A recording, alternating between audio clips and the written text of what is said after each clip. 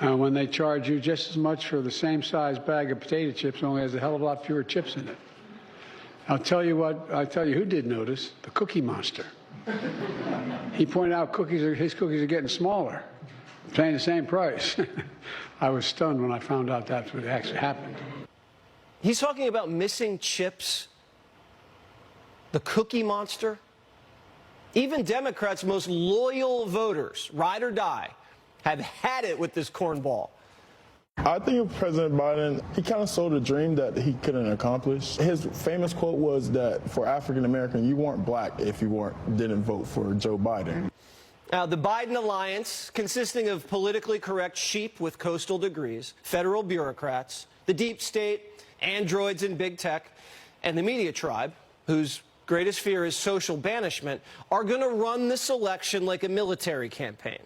Right now, as we speak, Washington is erecting a fence around the Capitol in anticipation of Biden's State of the Union tomorrow. Not a fence around the border, a fence around Biden, who thinks he needs protection from you, while he doesn't provide protection from them. Now, this fence is a sinister symbol to stigmatize half the country's dangerous, to justify his crackdown. Even though we outnumber them, they're powerful and will overwhelm you with shame from now until November. They'll call you names, treat you like ogres, threaten your job, your family, your status. This will be an all-out war by Biden's alliance against the American people in the name of saving democracy, which is the most cynical part of this. They'll try to separate you from your senses, your instincts, from your conscience. You know what's right and wrong, but they'll get in between you and your heart, and they'll make you doubt it. This election will not be about policy. That's the last thing they want it to be.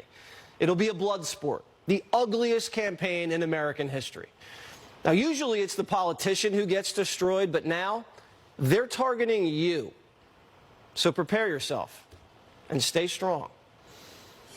Presidential candidate Robert F. Kennedy Jr. joins me now. So the President of the United States has opened the border. There's over 10 million, he calls them newcomers in this country.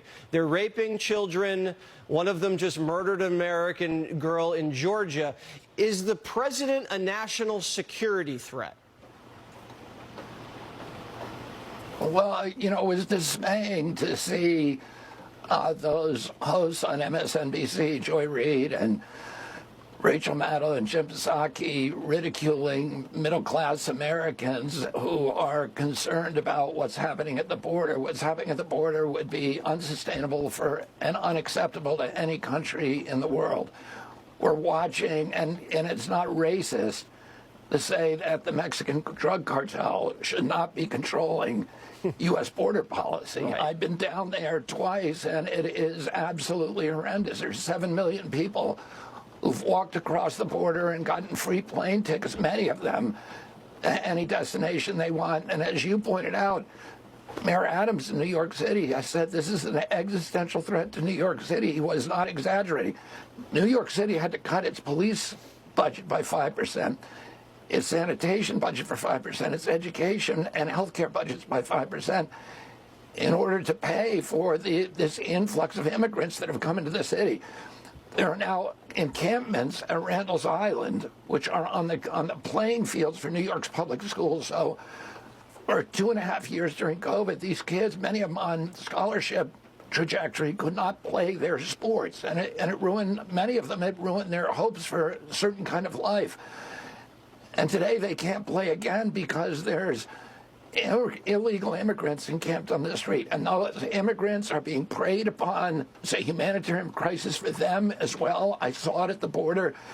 They've been exploited, extorted. Many of them have been raped, robbed, brutalized by the cartels before they come across. They come here and they can't legally work, so they're preyed upon by unscrupulous employers who pay them $8, $9, $10, $12 an hour. There's contractors in New York that are hiring them for those, and then they're bidding against union shops for jobs. So it's hurting everybody. It's crushing everybody. Damaging our country. It's crushing Yeah, the safety of the streets. It's crushing bank accounts. It's kind of crushing just the overall fabric of the society when you overwhelm cities to this magnitude. People are panicking, RFK Jr., that you're going to steal votes from them. I don't know what the game plan is, what states you're going to be on. If you're going to be on every battleground state, what does that look like to you? Jesse, I'll be on the ballot in every state and the District of Columbia. I mean, that's a I'm going to be competing. huge amount of voters that are going to be able to vote for you. Yeah, well, I'm already beating both President Trump and President Biden among independents, which is the largest cohort. Now, independents are now 52% of the American voting public. This is the first election in history where independents have outnumbered Republicans and Democrats. I'm beating both President Biden and President Trump in young people and people under 35 in the battleground states against among all people under 45. I'm tying President Biden with Hispanic voters and beating President Trump by 10 points. All of the only cohort where I'm losing on are baby boomers, and when we start reaching them with advertising, we're going to bring them around too. All right, and I'm sure you're going to mention the website because that would help with the advertising.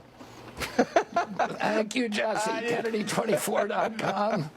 Oh God, I've been down this road before. Thank you, RFK Jr. Good luck.